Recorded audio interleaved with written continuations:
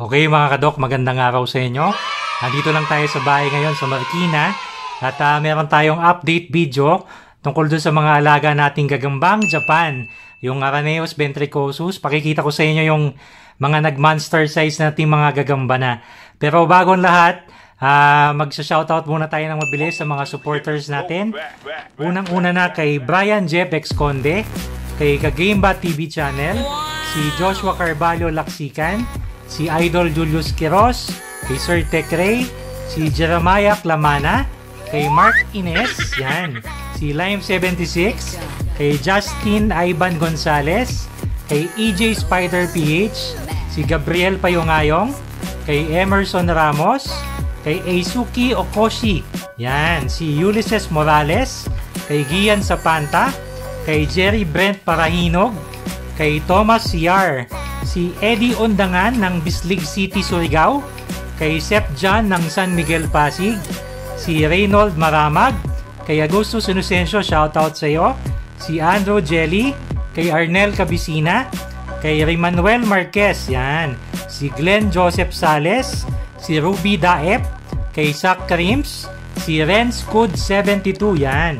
si Big Day Spider, shoutout, kay Gary Kerubin, si Aldrin Rodillas, kay Kalason Spider, yan, si Ronald Apon, si Dave Mark Pacabis ng Isabel Leyte, si Chris Vasquez ng Cebu, kay Neil Garcia, si Joshua Morales, Exostistic Channel, yan, mga Kabolers TV, Bongsot TV, kay Damang Antiqueño, kay Warriors 30, si Julian Mark Hemsey, at kay Spidey 92. So, maraming salamat po at tayo ay umabot na ng 8,000 subscribers dahil sa patuloy na pagsuporta po ninyo.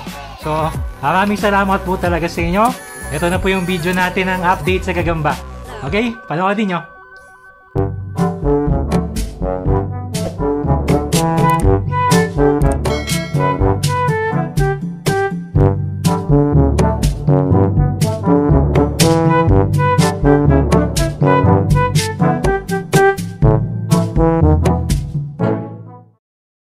Okay mga kadok, quick update lang dun sa ating mga alaga na gagambang Japan, yung Araneus ventricosus natin.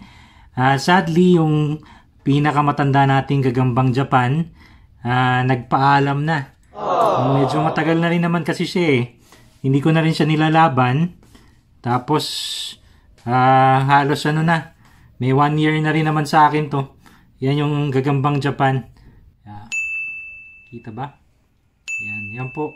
So, namaalam na yung ating alagang pinakamatandang Japan G natin. Okay. So, ayusin natin. Yan. Ito siya. So, ipe-preserve natin to.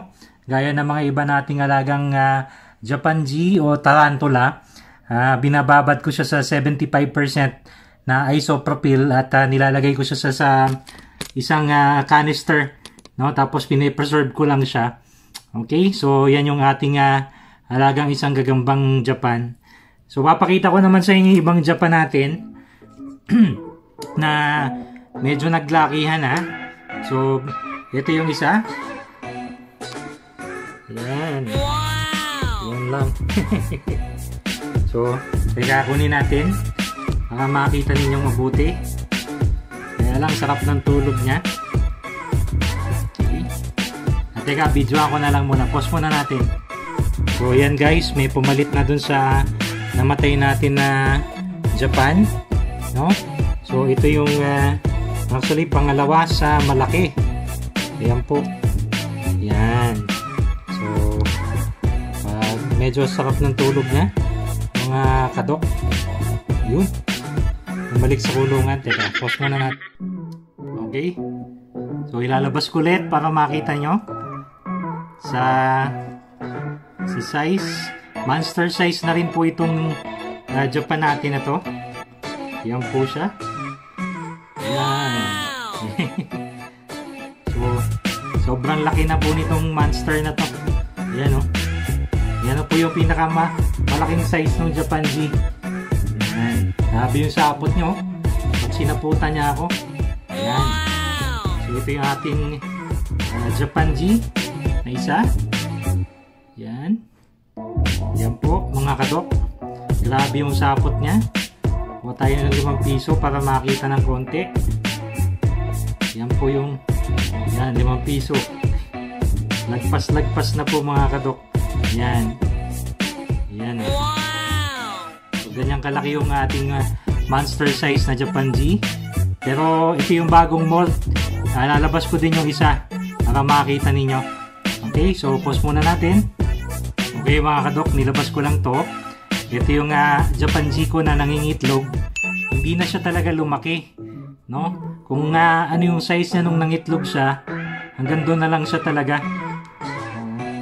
So kapag nangitlog pala yung gagambang Japan, yun na yung pinakamalaking size niya na abutin niya.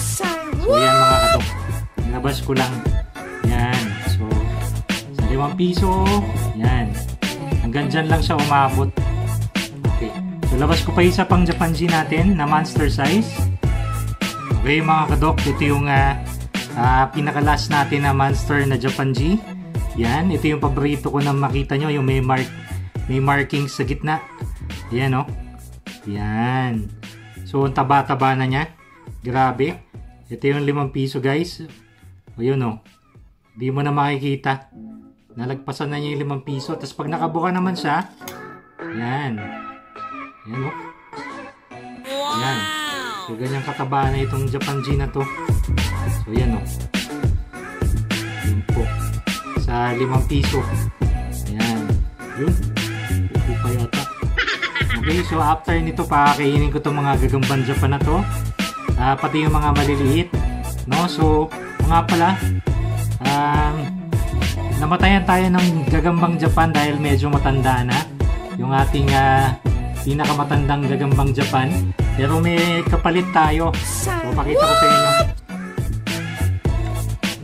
So, hindi ko pa ito nabubuksan. Pero may binigay sa atin. Galing kay Idol Gagamboxing PH. Yan. I-check nyo guys yung channel niya. So, meron siyang gagambang Japan. Pero, pinasa na sa atin kasi hindi niya maasikaso. So, titignan natin. Bubuksan natin. Maliit pa. Maliit pa mga kadok. Siguro mga good size pa lang ito. Okay, pero pipicturean natin, lalabas natin.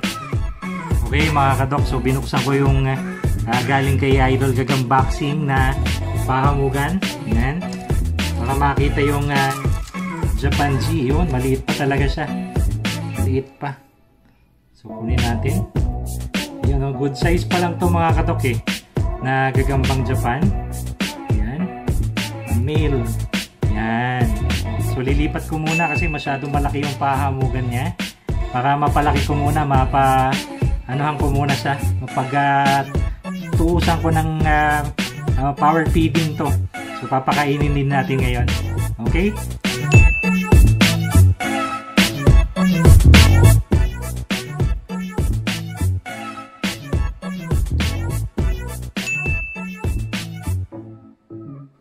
Come here! Wow!